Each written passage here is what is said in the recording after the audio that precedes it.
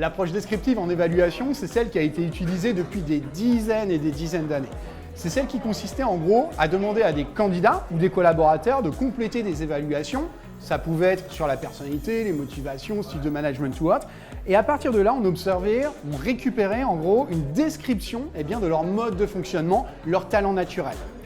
Et donc c'était intéressant parce que ça permet d'avoir des informations additionnelles à valeur ajoutée, mais le problème c'est que quand on a beaucoup de candidats à traiter, ça peut prendre énormément de temps.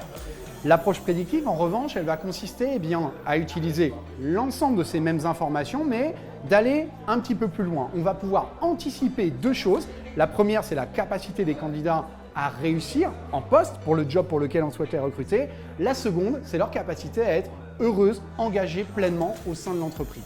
Et pour ça, on va tout simplement comparer le profil de chacun, les talents de chacune de chacun, par rapport à ce qu'on appelle des modèles prédictifs que l'on peut concevoir tout simplement en étudiant par exemple ce qui se passe aujourd'hui dans la boîte. Quelles sont les personnes en situation de réussite? Celles en situation de moindre réussite? Quelles sont les personnes dont les comportements sont alignés par rapport à la culture? Et celles dont les comportements sont un petit peu moins alignés tout simplement.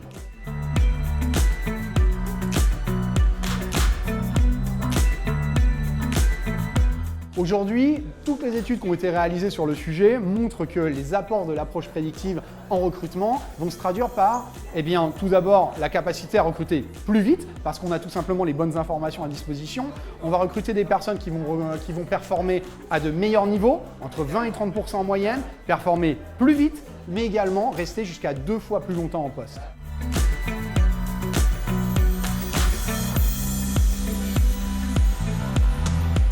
L'approche prédictive est tout à fait adaptée lorsqu'on recrute en volume, parce que on va avoir énormément de candidatures à traiter, pas forcément les moyens humains en termes de ressources humaines, toujours pour traiter ce large volume de candidatures, surtout si ça doit se faire en un temps très réduit. En revanche, aujourd'hui, on a énormément d'entreprises de toute taille, tout secteur d'activité qui peuvent utiliser ces solutions.